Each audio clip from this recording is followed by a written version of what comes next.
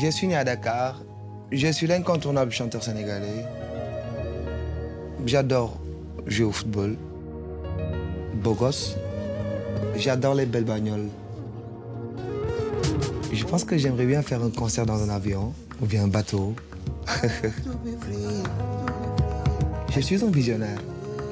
J'aimerais bien être ami avec le président Macron. J'aimerais bien revoir ma mère, mon papa. J'aimerais bien avoir 100 ans, une longue vie.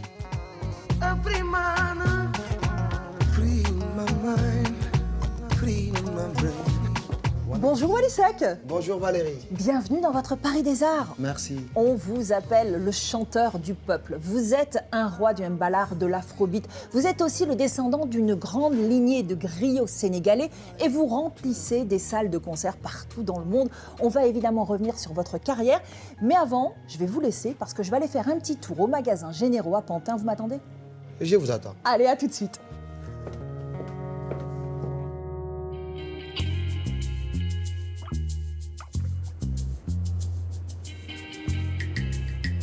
Construits dans les années 30, les magasins Généraux ont marqué durant des décennies l'histoire industrielle de Pantin, aux portes de la capitale.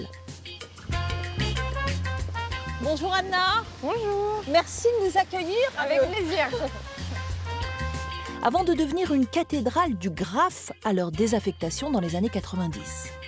Aujourd'hui, c'est un haut lieu de la culture, ouvert à tous, qui fait résonner les voix nouvelles et met en avant les artistes et leurs créations.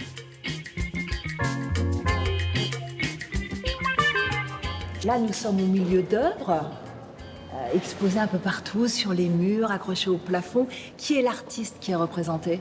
Alors là, vous vous trouvez dans le salon des songes de l'artiste peintre Inès Di Folco Gemini, à qui on a confié l'intégralité du lieu d'exposition des magasins Généraux.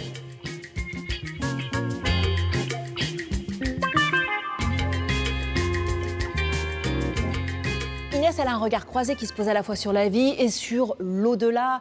Toutes ses œuvres sont teintées de spiritualité. Où est-ce qu'elle va puiser son inspiration? Est-ce que vous le savez? À la fois dans ses origines, donc du nord de l'Afrique, des Caraïbes, de l'Italie, où elle va du coup chercher toutes ces histoires et toutes ces traditions. Et c'est vraiment un travail empreint de rêves, de mémoire, de rituels. Et puis justement, comme vous le dites, tous ces liens à la magie, au spirituel, au chamanisme, à tous les mondes invisibles. Et cette toile-ci, quand même, c'est un paysage imaginaire? C'est un paysage imaginaire qui rend hommage à un style musical très important pour Inès, qui est le blues, où on voit au premier plan un personnage. Et pourquoi est-ce qu'il a une jambe blanche et une jambe noire? Et parce qu'en fait, il y a une jambe qui est comme dans un plâtre, qui fait référence du coup à l'immobilisation du corps et donc à toutes les souffrances, parce que c'est aussi un tableau qui renvoie à l'histoire des Noirs américains et donc de l'esclavage. D'ailleurs, c'est un motif récurrent dans les toiles d'Inès Di Folco Gemini.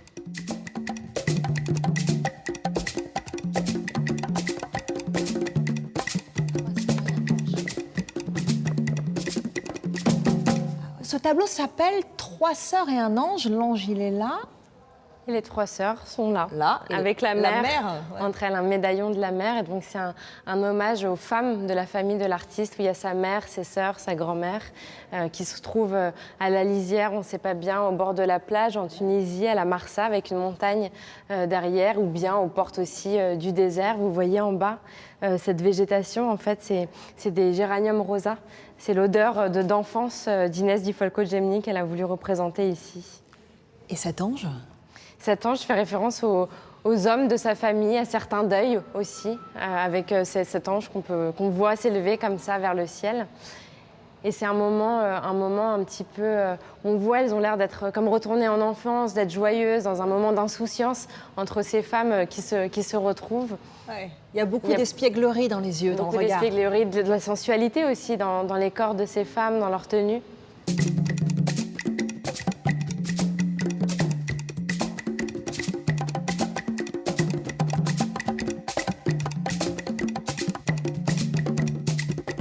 Celle-ci, par exemple, s'appelle Rabia et elle représente une poétesse du 7e siècle qui vivait entre l'Irak et la Palestine et qui vivait retranchée, qui est une sage, en fait. On dit qu'elle a inspiré les premiers soufis. Et en fait, elle se baladait à travers le village avec une torche à la main et un seau d'eau. Et elle disait, avec ma torche, je vais brûler le paradis. Avec mon seau, je vais inonder l'enfer. Parce qu'on s'en moque de la vie après la mort. Ce qui compte, c'est d'être bon aujourd'hui dans notre vie.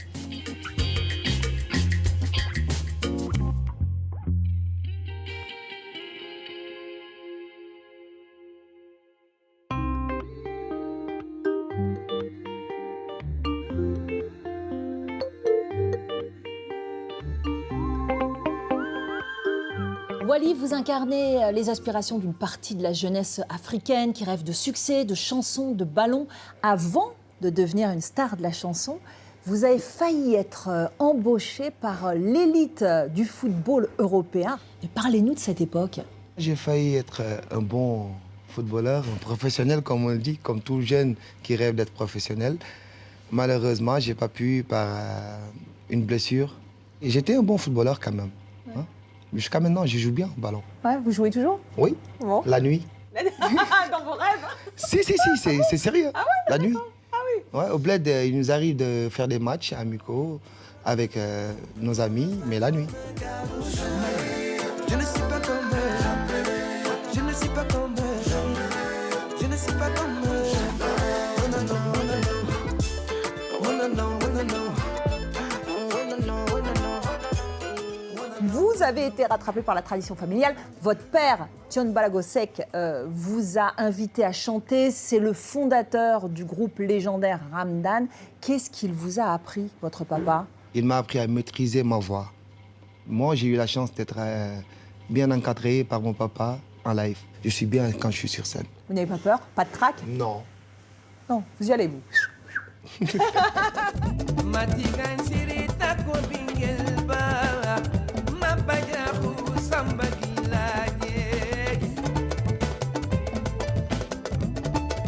Votre père nous a quittés il y a 3 ans, votre maman très récemment, il y a quelques mois. Que vous ont transmis vos parents? Ils m'ont transmis beaucoup de bonheur. Ils m'ont appris des choses inestimables, vraiment. Aujourd'hui, vous êtes devenu un prince de l'afrobeat en vous inspirant de Balax. Comment expliquer cette fusion? Par rapport aux rythmes qui sont en Afrique, vous savez, le Sénégal est très riche en culture. Il y a toutes sortes de sonorités par rapport aux ethnies. Chaque ethnie a son rythme. Donc des fois, j'arrive à prendre le rythme mandingue et le rythme sérère et faire le mélange. Et ça donne une bonne sonorité. Et c'est juste ça, il faut savoir prendre de ce côté-ci, prendre de ce côté-là et rassembler. Et ça fait un afro-mix incontournable.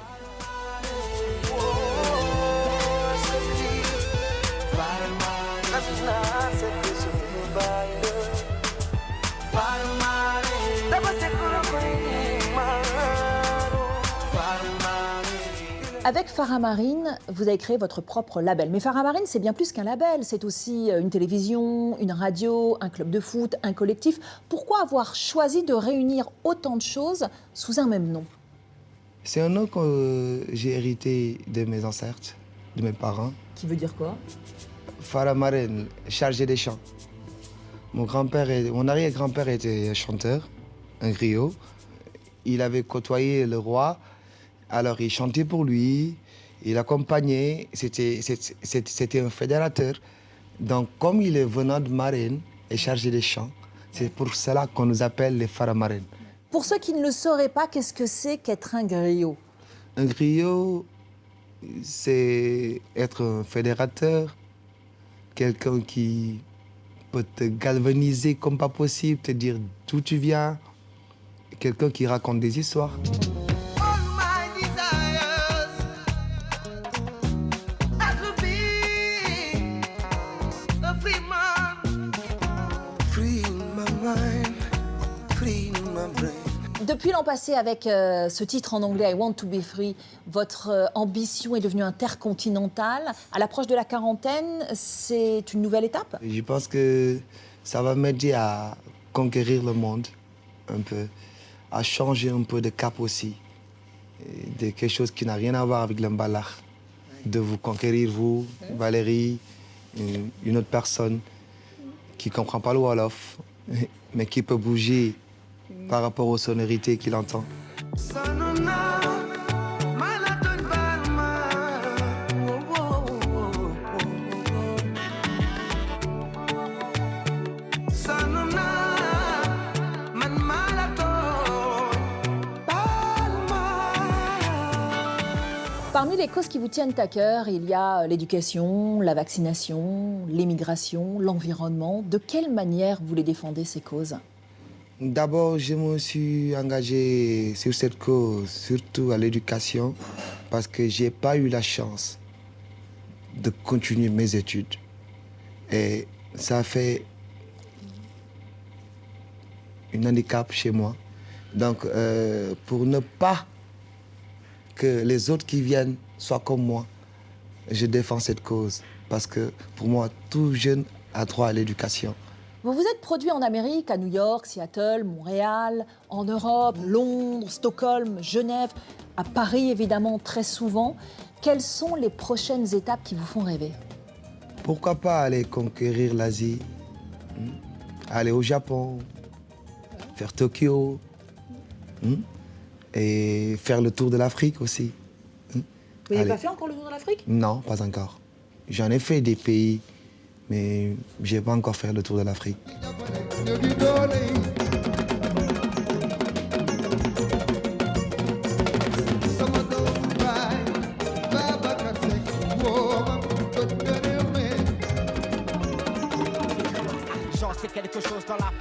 Je vous emmène à présent faire une balade en hélicoptère avec Féfé qui sort son 4e album et qui part en tournée dans toute la France.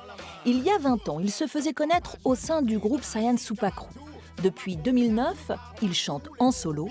Avec ce nouvel opus, il partage sa vision de la société et se livre au passage sur quelques tragédies personnelles.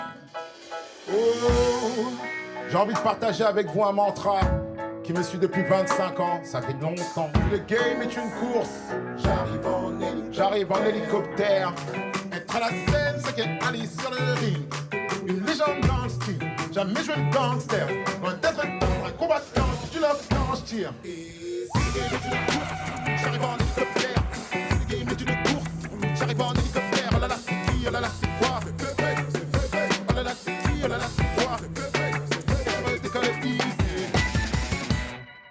Bon, moi, je plombe un peu l'ambiance. Je n'arrive pas en hélicoptère. Est-ce que je suis quand même acceptée? Tu es totalement accepté, tu es ici chez toi. Bon. Là, on est en studio. Tu nous présentes un peu l'équipe? Je vous présente Thomas à la guitare et Alix à la batterie et Antoine et qui est Tony au son. Donc, répétition générale pour la grande tournée qui débute. Tournée pour annoncer ton nouvel album Hélicoptère. Exactement. Tu nous invites à prendre de la hauteur, là. Exactement, je vous invite à débarquer dans ma tête. Ma Ouais. tête, c'est l'hélicoptère, il y a beaucoup de choses dedans. Et je vous invite tous dans ce cockpit, il y a vraiment de la place. C'est un album très personnel, Féfé, dans lequel tu te livres. Tu parles un petit peu de quelques-unes de tes fêlures. Ouais. C'est aussi ça, écrire de la musique, écrire des chansons, c'est se livrer, donner quelque chose d'intime. En tout cas, sur cet album, c'était ça a été presque salvateur. Je suis sorti d'un moment un peu difficile pour moi, autant dans ma vie professionnelle que personnelle. Et ça m'a aidé à remonter la pente, quelque part. En tôle, le pointeur resterait plus longtemps que le faussaire. Dubaï ne serait pas tendance, malgré tous les travaux forcés. Et l'ex-président perdrait son procès s'il y avait une justice quelque part. La haine serait illégale, on s'en foutrait que tu sois gay. Nord, sud, à égalité, le fric, une folie de naguère. Et le rêve de Martha, une réalité, si l'on était plus humain quelque part. Alors, il y a une chanson, moi, qui m'a beaucoup interpellée, qui s'intitule « Je pars de loin ». Chanson dans laquelle tu dis la chose suivante: l'ascenseur social cassé, j'ai donné. Les injures déguisées, j'ai donné. Le racisme civilisé, j'ai donné. C'est difficile d'être, comme le titre d'une autre chanson, un Africain de France. C'est le verre à moitié vide ou à moitié plein. Voilà. Ouais. Ça peut être difficile comme ça peut être merveilleux. Disons que pendant longtemps, pour moi, c'était difficile de par ce qu'on me renvoyait, de par même moi trouver mes repères quelque part. Aujourd'hui, j'ai grandi, j'ai beaucoup voyagé, j'ai vu combien j'étais français, combien j'étais nigérian aussi, et j'accepte tout complètement. Pour moi, j'ai aucun problème. Et si le problème, c'est chez les autres, tant pis pour vous. Moi, ça va très bien. Bon, cet album, c'est un feu d'artifice musical. Parle-nous de toutes ces influences dont tu t'es inspiré. C'est très dur pour moi de t'en parler parce qu'il est tout frais, tout sorti là. Je le découvre en même temps que vous parce que c'est vrai que je l'ai fini, mais c'est sur scène que je le découvre vraiment, quoi. Et c'est vrai que c'est un vrai voyage. Bien sûr, il y a toujours un peu de soul parce que c'est un peu de là d'où je viens. Il y a du rap parce que c'est ma colonne vertébrale. Mais comme je viens du rap et que dans le rap, on a beaucoup samplé de plein de musiques, ben, il y a un peu de tout ça dedans. On est à la veille de cette grande tournée qui va te conduire un peu dans toutes les grandes villes de France. Ouais. Fébrile ou impatient? Impatient et fébrile. Merci Féfé, on te retrouve sur scène. C'est déjà la fin de cette émission, Exactement. mais on se quitte en musique. Allez. Allez.